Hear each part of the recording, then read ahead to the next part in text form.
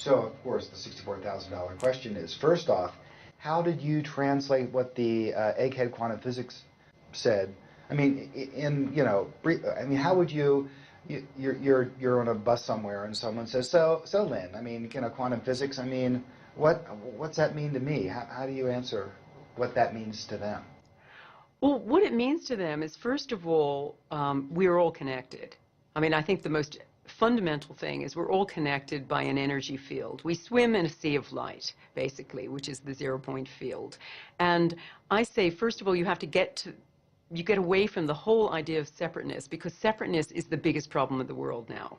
I mean, separateness causes all the wars in the world. It causes the mine is bigger than yours mentality. I have to have more. I don't have enough.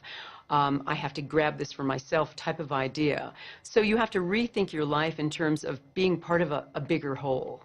And secondly, you have to also understand that your intention is going to affect your world, and that what you think, your thoughts, your very thoughts, affect everything that's going on in your life. And so you have to think wisely.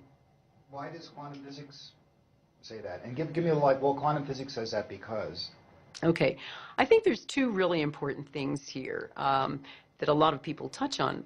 I'll say that again because you may do it again independently. There's two really important elements here. There's the Copenhagen interpretation basically means that reality is unset jello. That's the way I like to put it. There's this just big indeterminate sledge out there that's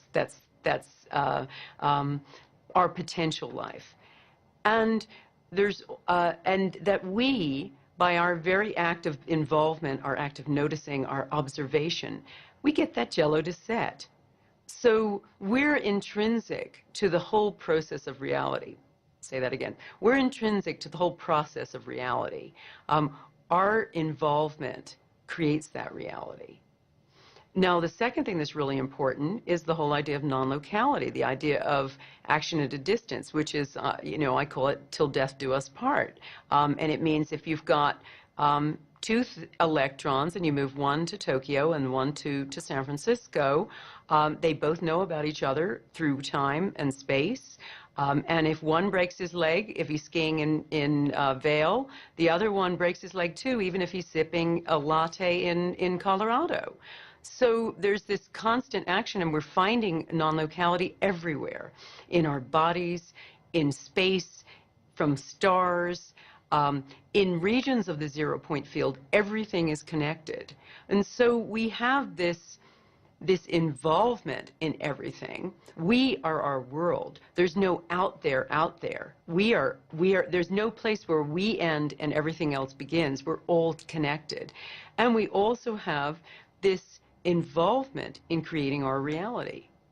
So when you say that we're all connected and we don't really end, we're all, what is the scientific basis for that? Specifically, what? Because that sounds like a mystic from the the enlightened spheres of the Brahmaloka speaking. I mean, but now you're saying it in scientific. What's the scientific? Okay, this is going to take a long time to try to answer. There are, first of all, there's demonstrations from the work of Fritz Albert Popp that we are beings of light, that we are sending out and receiving small photons, photons, small particles of light. We're sending and receiving photons all the time. Those are small particles of light. And that we're beaming all the time. New research is demonstrating that this is coming out of our very DNA, that this is controlling all the processes of the body, but it's also sending and receiving outside of ourselves.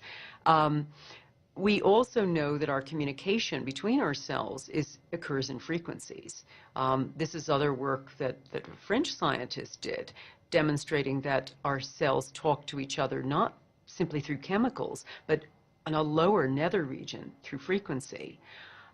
We also know that there is this ground state energy called the zero-point field, which is many scientists believe, now people have lots of different names for it, the vacuum, the strict constructionists call it the vacuum, the loose constructionists call it the zero-point field. And I like the zero-point field because it speaks to us. It's a good metaphor, and it's an easier one to digest, I think, than many of the other kinds of metaphors for this lower ground state energy. But it's a very important aspect of energy because governments like, organizations like NASA, British Aerospace, are all trying to tap into this incredible, unimaginably large energy sea. And they feel if they can tap this, we can travel to different galaxies. So they understand that in empty space, there is this unbelievable energy. But we are doing a little energy dance all the time, not only with the photons that we're sending and receiving, but we, our bodies are made up of the same stuff as everything else, as this chair, as the tables, as everything that we look at. We all derive down to a set of subatomic particles. And particles aren't just little billiard balls that swirl around a nuclei like we're taught in physics. They're little packets of vibrating energy, and they're constantly passing energy back and forth like a little medicine ball. So what's going on is a little tango between our electrons and the electrons of the zero-point field all the time. So we're sending and receiving, we're getting information back and forth. And remember, waves are units of information. They're constantly when they interfere, they're constantly absorbing more information. Many scientists have come up with information, like with magnetic resonance imaging, demonstrating that these waves have they're little holograms of information that can be regenerated, that have a history of information about the structures they come from. So we're talking about a sea of not only unfathomably large energy, but a memory bank of everything that ever was, just out there in empty space.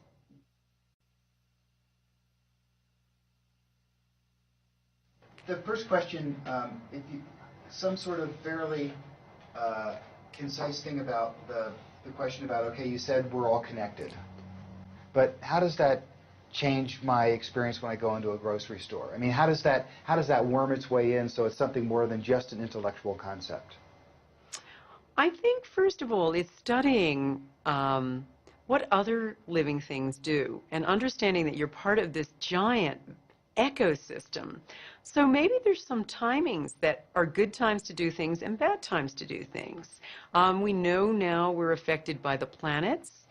We watch animals. And animals are hugely affected in their intention and their ESP abilities by certain things. I mean, pigeons can't navigate their way home when there's a geomagnetic storm. So maybe we look at ourselves as part of a larger thing. We also look at other cultures where you realize that there is this reciprocity thing. I mean, when we go into a grocery store, you try to get one over on someone. If they make a mistake on the price, you laugh about it, and you basically take the thing without paying what you're supposed to pay for it. Well, maybe you look at things in a larger way of saying, well, no, the universe has a reciprocity here. In other cultures, if you paid too much or too little for something, the seller would give you something more. If you paid too much, they'd give you another thing as well. If you paid too little, they might cut a piece of it off because they believe that there's this sense of equality there. When you take it, it would affect our raping of the planet, which is what we're doing now. If you think that you're part of something bigger and this is all you're not going to destroy the ozone layer. You're not going to destroy the forests. You're not going to think all the time in your businesses about how you always have to make a profit. Maybe we have enough. Maybe we just have to work out how to sustain what we have instead of constantly having growth.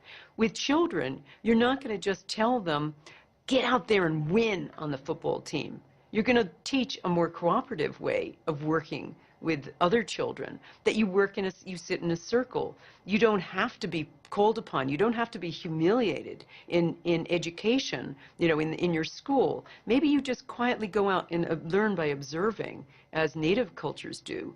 And when the child knows it, the child comes back and everybody applauds the fact that he has information. You are going to listen to all your intuitive things and not listen to just what the radio says. If you intuitively don't think it's going to rain, don't bring your umbrella. You know, listen to your intuition, not the weather report. So you're going to access other forms of information rather than the ones that you see with your five senses and the ones that you're told.